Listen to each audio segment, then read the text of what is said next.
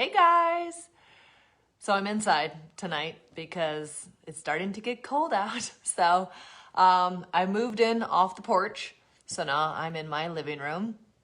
And yes, that is a dry erase board behind me because tonight we have our lecture on demystifying going on the bit. So that's going to be really fun in the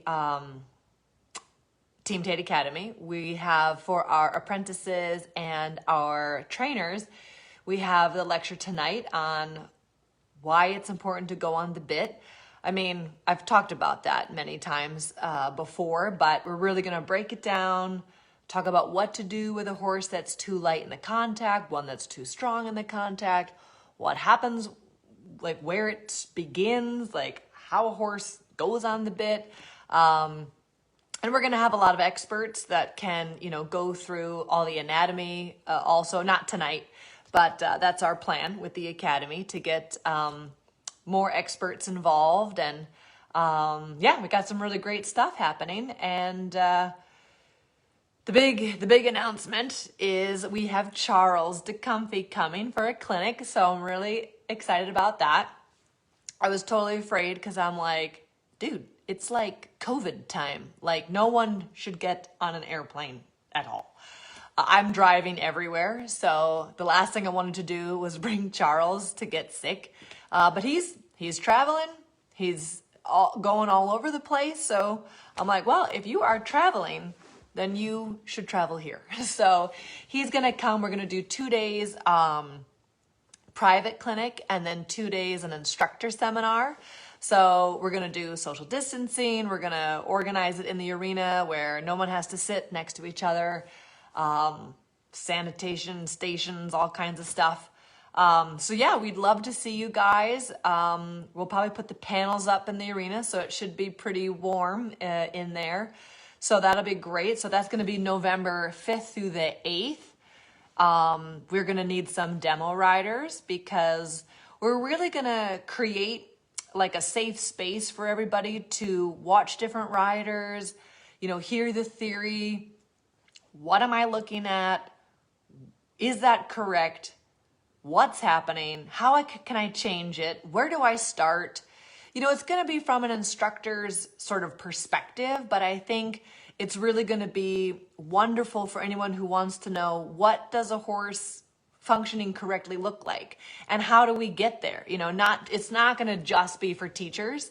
We're going to allow auditors to come and participants, and it's really exciting. And so that's great. So I'm excited about that.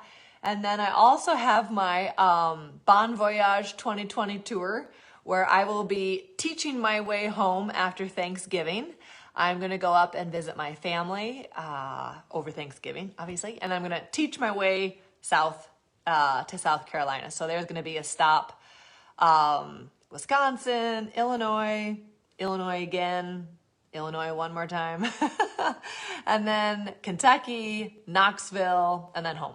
So we're going to post all those dates and all the people. So hopefully we'll see you guys on the road.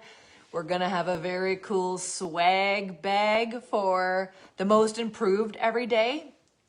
And I have a little something to show everyone. Hey, this is new coffee cups. So that's going to be in the bag. It's going to be fun. Most improved. I hope to see you guys all on the tour, and that'll be great. I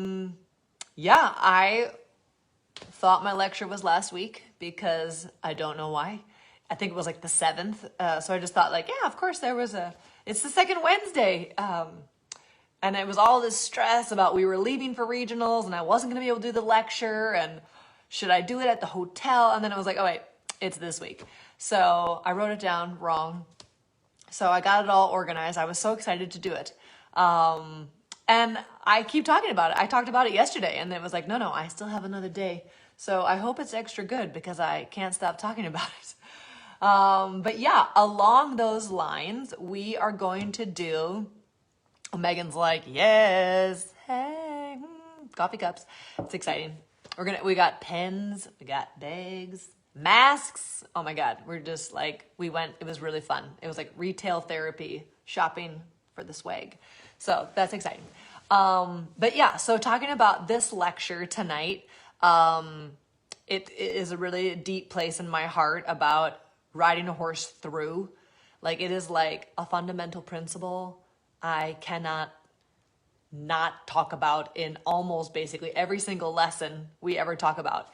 And I laugh because when the team was here in 2018, you know, Robert and Debbie were both here coaching, and all I heard was Robert like, on the bit, on the bit. I mean, and this was like all of our best riders getting ready to go to the WEG next week. You know, and it's just never not about that. It is always about going on the bit. So that is our first lecture in a series we're going to do about riding your horse sound. And it's funny because I kept saying to myself and, you know, to my circle around me, I need to write some articles about how to, you know, promote your horse's soundness and how to build up his body into the best way and what exercises help what and what's important and, you know, just talk about that. And then this came up that we're just going to make it a lecture series. We're starting with going on the bit. That's important. How do you do it? Why is it important? What's happening when it happens? Then it's going to be balance, how you can help keep your horse sound by keeping yourself and the horse really balanced. The third one is going to be, this is my favorite one, being your horse's physical therapist, because all these exercises mean something. So we have to know what the benefit of each exercise is, because we have to correctly first analyze what's happening with the horse. Then we have to prescribe the right exercise to help that weakness. And so I'm really excited about that one too. And you're going to learn a lot about that if you come to the Charles Clinic, because this is all like, I have seen this work. I have seen it work. I have experienced it. I have seen it. I have felt it. It's amazing. So I'm just sharing everything that Charles has taught me. So yeah, becoming your horse's physical therapist. And I even sometimes say like personal trainer. And yes, Kelly, that is a whiteboard. But Cerise and Catherine have made like amazing slides for you tonight. So you actually don't need to see my dry erase board. But yes, I am a geek and I take notes and then I write it all down. So yeah, back to the series, the Ride Your Horse Sound series. Then lecture number 4 is going to be proper management. I think healthcare is so important, and I think every trainer needs to be also practically a vet because we have to know how the horse functions. I also, speaking of that, I shared a great article from Angela McLeod. I hope I said her name right, about the biomechanics of the horse going on the bit. And that's important for people to know, the biomechanics of how and why and what happens. And when the horse puts its neck down, the back comes up. Like, why is that important to put the neck down? So I think we need a hashtag of geeking out. Yes. Great minds, all the same. But not only do we need to know what happens to our horses when they're through and why self-carriage is important, we also need to know what exercises do what. We also need to know how to properly manage them. We'll talk about sedation. We'll talk about footing. We'll talk about wraps. We'll just talk about like all of the things, because it takes such a village to create success that, and I tell all my young trainers I mentor, it isn't just about being a good rider.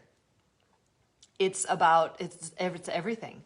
So we're going to talk about that. And then the last piece of that series is going to be cross training. because it's important to get the horses out, uneven ground, trot poles, 2-point cross country, like whatever. It's so good for the horse mentally too, to be able to do different things. So we'll talk about that as well. And then in case you guys need Christmas ideas, we're going to do one more launch for Team Tate Academy the first week of December. So actually, while I'm doing my Bon Voyage 2020 tour, that'll be launch week. So it'll be fun to like interview some of the people who are part of the Academy. It's been so fun. Like I had no idea it would just be so rewarding and just so fulfilling, like helping people who I've never met. I've never met their horse, and it's just wonderful people and wonderful, different kinds of horses. Some I know, some I've never met. It's just been awesome. So again, the Academy is really, really great. And I'm not just saying that because it's a Team Tate Academy. It's like these wonderful educational videos once a week. There's an app. You can just listen to it wherever you want. You have like good dressage at your fingertips. It's really, and then the girls with the tack room chats, the lectures. I mean, I'm doing my best to do a great job in the lectures, but it's just so fun. Like I have an excuse to talk about horses basically like all the time, which is my dream. That's my dream. Talk about horses all the time. So yeah, that's enough about that. Come to the clinic. That'll be great. And the one thing I really wanted to talk about today, because we had a tough weekend at the horse show. And I just thought it would be great. And that's really why I want to do these things on Wednesdays, because I'm like, there is never a dull moment around here. So I might as well talk about what kind of horsemanship thing has come up since I've seen you all since last week. So we went to regionals, and Darby was so depressed because he loves showing. That's like he just like was so mad he was left home. Like he loves it so much. Oh my God, he loves showing. So he didn't get to go. So that was disappointing already. And then, Montana actually felt wonderful. Like I was really excited to show him. Of all the horses at this moment, he felt the most prepared, and that I was like, I feel completely correct in taking this horse to the show. So some of the reasons why I show at all anyway is number one, it really keeps my riding sharp. I find it an extra personal challenge to be able to bring that horse to the best level and do all the separate things as great as we can do them and smoothly put them together for a harmonious, exercise. I mean, that's a really fun challenge for me. If I just got to like ride around by my feel forever and get ready to do that transition till it felt right, I mean, I'd just be riding around in circles forever. So I love to show. I'm also competitive. That is part of me. I'm intense. But it's really great for my riding to check that I can make this happen at that spot. Not near it, right at C or right at F. Like I need to be able to do it right there. I also find out a lot about my horses when I take them to a show. I get to spend a lot of personal time with them, which I love. So I get to like hang out with them and brush them a lot more and hand walk them and hand graze them and just hang out with them. So I love that part too. And we've got 22 horses here. So to get to spend time with them personally, I love that. What's another reason why I like to show? Yeah, I mean, I think it's also important that there's this big divide between classical and competitive, and it's different and it can't live together and be of one unit. And I disagree with that. I think extremes on each end, I think extremes really on any end is probably not healthy. Like I always feel like there's health and moderation of things. Because if I don't keep showing up in the public and doing right by my horses and riding in the way with every fiber of my being I know is healthy and kind to my horses, if I don't keep showing that that has a place in the competitive world, I mean, who knows what it's going to look like in 10 years. So I do really feel like a responsibility to keep showing up, even if it's like, I'm not pulling and kicking nearly as much as a lot of people, but I feel like we all need to, those of us who love horses and care about riding well, we have to keep showing up because it has to be out there. It has to be out there. And, I did not have a great freestyle. Montana, felt so good. Like Allie saw him, I don't know, 3 weeks ago, and she was like, oh my God, he looks awesome. His breeders were there. They were like, oh my God, he looks awesome. Nailing his one-time tempies like nothing, piaffing, really confident, like so good. I was like, wow, I feel really good to like take this to the show. I'm so excited. And then it was like, I do not know what got into him. Like hand walking, he was like wild. And I've been feeding him a little more alfalfa hay, but like it should not have made, like he was just like full of himself, but like I think it was a little bit nerves. So then I was like, that's a little bit weird. So that kind of just got me noticing him in a different way. And then I don't know if he's got ulcers, like he was just really didn't want me to brush him. And he's always a little bit touchy, but he was just odd. So I was like, okay, like that's fine. And he warmed up great, warmed up fine. But really felt like he lost his confidence. He had to take a big poop, which, as one of my trainers would always say, listen, not even Charlotte Dujardin can make the horse stopping to take a poo. Even she can't make that look elegant. So that does make me feel like a tiny, tiny bit better about it. He did keep moving, so that was great. But I was like, he's not piaffing. Oh my God, crap. Like literally, like crap. So he pooped. So I'm like, whew, okay, that's great. But he somehow just like, it doesn't take much for him to be like overwhelmed, He gets really excited about showing, but he gets a little bit strong. And then he was just like, it gets a little bit like he turtles up and he's just like, oh my God, So then he couldn't find his flow and so like the piaffe was just not great. I was a little bit ahead of my music. So then I came out of my double pirouette and then I went for my ones and he just like kind of like lost his balance and kind of skipped a beat. So that was messed up. And so I was just disappointed because he'd been going so good.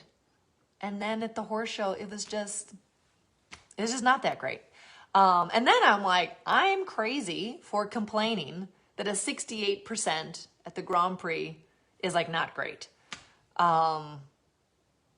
So then I went through that and then,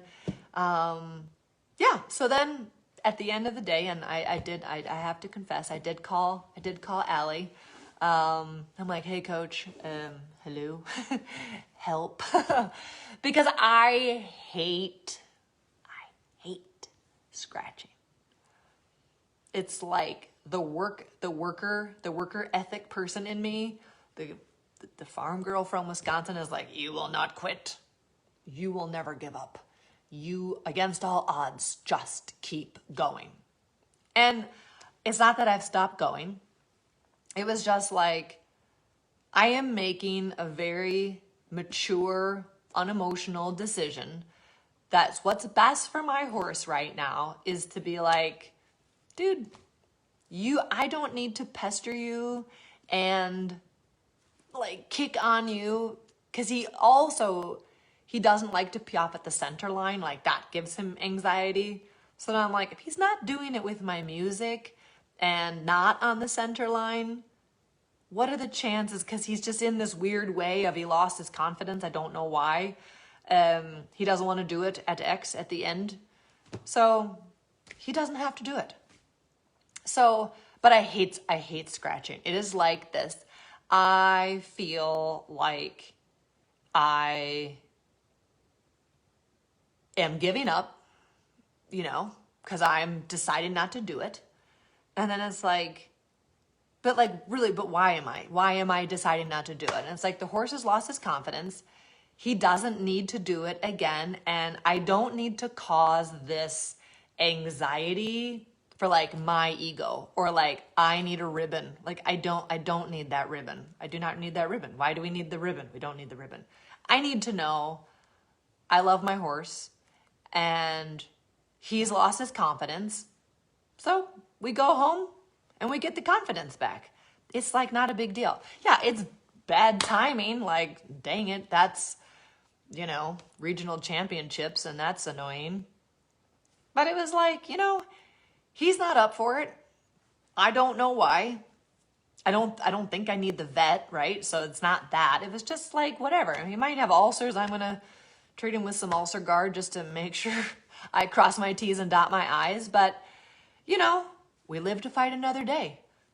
So we go to another show or we don't.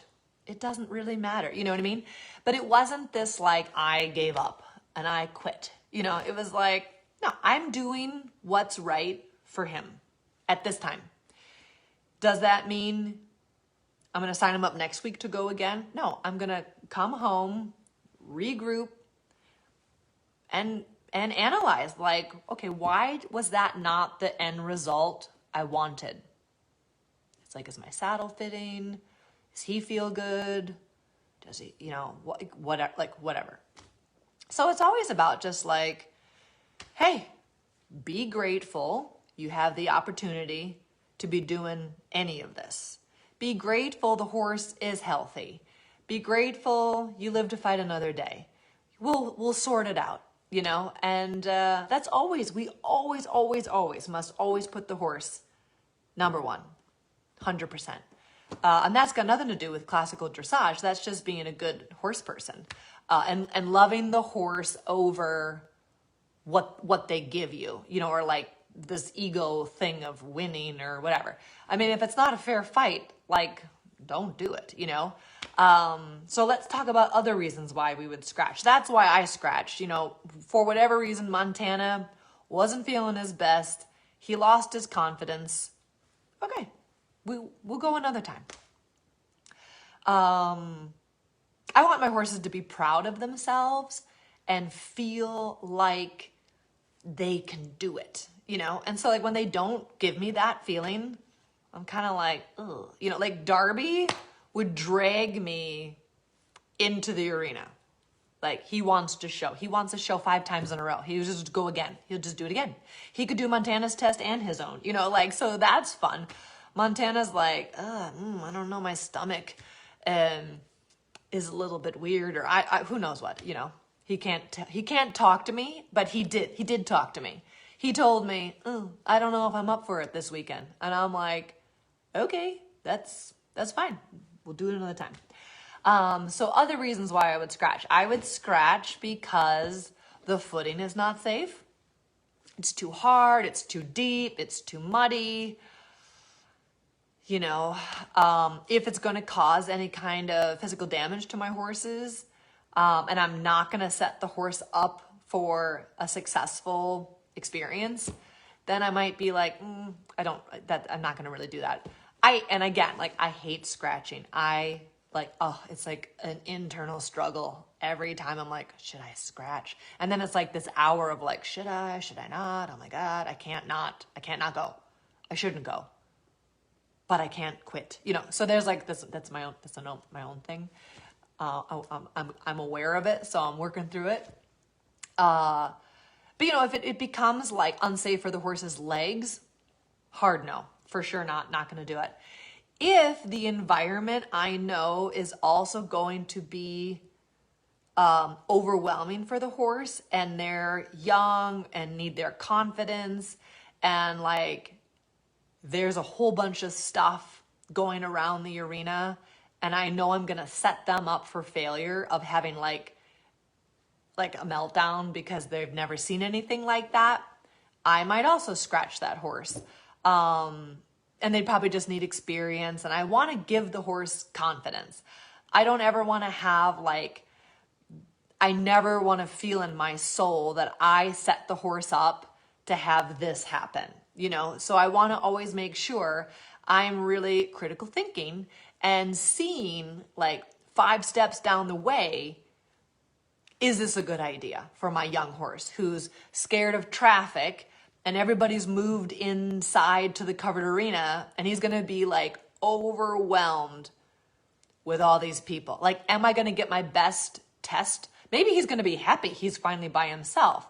But like, even to put him in that situation when the most horses he's ever been around is like 3, like 15 is going to like blow his mind. So I'm also not interested in doing that either, because confidence, my horses trusting me and having confidence in the situations I put them in is also huge. So I'm also, I also think on those lines as well. I always like to think about, why am I doing this in the first place? Like, what is this benefit I am getting from taking this horse into this class? Why am I doing that? And, when you can really ask yourself those kinds of questions, I think sometimes the answer is really powerful. And honestly, Gideon loves to compete. He's like, get out of my way. I know I'm short, but like, get out of my way. I'm coming in. And like, so that's really fun to have a horse that like, yeah, can't wait to do it. Darby too, loves showing. I have other horses that like shrink under pressure, which is a little bit Montana. Like, Montana's such a gentle, kind soul. He's like my gentle giant. And like, you cannot pressure him to like, come on, dig deep. He's like, no, so, okay, that's okay. He's not giving up. Like, he didn't not pee off because he didn't want to, and he like quit on me. He was just feeling like overwhelmed and like couldn't quite get it together. And then, so that doesn't need to get like hashed out in the arena because he's just a jerk. It's like, he's not feeling his best. And that's okay. I think another interesting concept is why I don't scratch. Like, I would never scratch because of fear of embarrassment, and maybe I should rethink that. No, I'm just kidding. But like, it's amazing to me because some of my students will be like, oh, I don't want to go out there. I don't want to embarrass you. And I'm like, are you kidding me? Like, I'm like, been the queen of the 49er club. Like, I find that just not a reason at all. Not that I want everybody to go out there and do levels that they can't do, because we shouldn't care. It's like, but like, again, like, what people think of you, they always say like that quote of like, what people think of you is none of your business. And that is very hard to do. Very hard. Not denying that's hard. But it is like, if you feel you are ready to go show and you've prepared properly, then you should go do it. We don't get any better if we don't do it. If we just like sit home and, criticize everyone else who's doing it, oh, look at them, whatever. It's like, no, you get out there. It is hard. And it is different skills. It's a whole nother growth. It's an opportunity to grow personally with the horse. I come home and I have so much better understanding of where I want my training to go, because I was like, ooh. So like, when I asked for that thing, he did not want to do that. And that he felt really great when he was excited, or like, oh, she's really insecure about being alone. You know, he's actually very spooky when he's nervous. Like, I should have lunch, which is something you never want to say ever. I should have lunch. Lunch. If you have a question about that, you go lunch.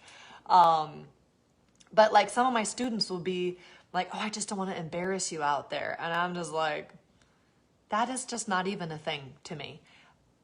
Facebook, thank you for creating the live and all these wonderful platforms that we have on Facebook. But honestly, it has kind of ruined everyone's ability to just go out there and just, who cares? You're just working on becoming better. It's all, and if it's no harm to the horse, then it's just your ego that's involved. And that just clearly needs to get situated. And like, it's such good skill sets that you learn. And so having this idea of like, well, I'll be embarrassed if I got a bad score. I don't want to embarrass my teacher. We are all on our own trajectory of improvement. And to see things sometimes a little clearer when we're a little bit more nervous is really helpful for growth. So I like my people to show. I don't demand that they show. I don't need them to show. If they never want to show, I have no problem with that.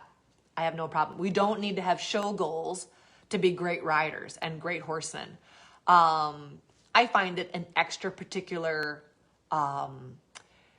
challenge, and I like excitement.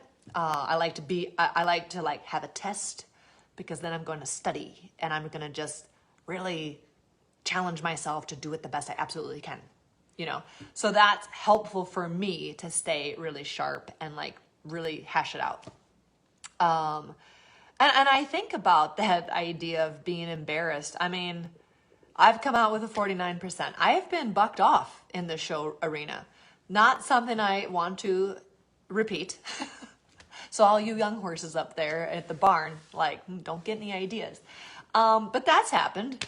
Those were back in the days when you could like get back on. So I got a 50%. So that's also even bad that I didn't get my 49% when I actually fell off, got bucked off in the arena. I got that on a whole different test. You know, so it's like, that's also why I don't get nervous, because I'm like, well, I mean, what's the worst that's going to happen? You're going to fall off. You know, that happens sometimes. Or the horse jumps out of the arena. That's also happened sometimes. Yeah, so it's just about asking yourself again, like, why are you doing it? And I would also say, I would not scratch because all of a sudden I don't feel ready. I will not go to a show unless I know I am absolutely ready. My changes are clean. The horse knows how to leg yield, or it for sure knows how to rein back. I do sometimes in my mind feel like I wing it, because I'm like, yeah, I'm just gonna go to the show, you know, but it's because I have to get out of that perfectionist mindset of like, it all must be perfect before I show it to the public, to the judge, to whoever for you is that person. Sometimes for trainers, it's the owners. Sometimes for my lady riders, it's their husbands and partners. And I was like, oh, I really, you know, for my kids, sometimes it's their dads or parents, you know. There's always someone that you like really want to make sure it looks okay for, you know. And so sometimes you do have to just get on with it and go. But it's also like, you should not go if you're not prepared. And then I always love what Conrad Schumacher used to always say of like, control the controllables. Do you know the test? Do you know what time you're going to get on? Do you have a plan for, like, does the horse know all the exercises of the test? You cannot control that Lady Jane over there falls off and her horse runs through your test. Like, you know, you can't control that. The dog gets loose, someone's dog, you know, whatever. You can't control that. But you can control all the controllables. And being prepared is one of them. So I would also never scratch because all of a sudden, like, I don't feel ready, I can't go. It really comes down to safety for the horse, really in all ways. I mean, not just safety for his legs, like, but also safety for his soul, you know, and like safety for his mind. And again, like if I put him in a situation where I don't feel what I'm asking for is fair at that moment because he's not feeling right, then again, I would also scratch from that too. So I thought that was just a good topic to talk about because that just happened. Yeah, so I think that's it for tonight. Let us know if you guys want your own coffee mug, and cheers to making good decisions out there, to always listen to your horses, always do what's right, no matter whose feelings you might hurt or who you think you might disappoint. Like, it's not about them. It is always 100% about your horse. So, great seeing you guys. I got to go get ready for my lecture, and I'll see you soon. And thanks for joining, and make it a great night. Okay, bye.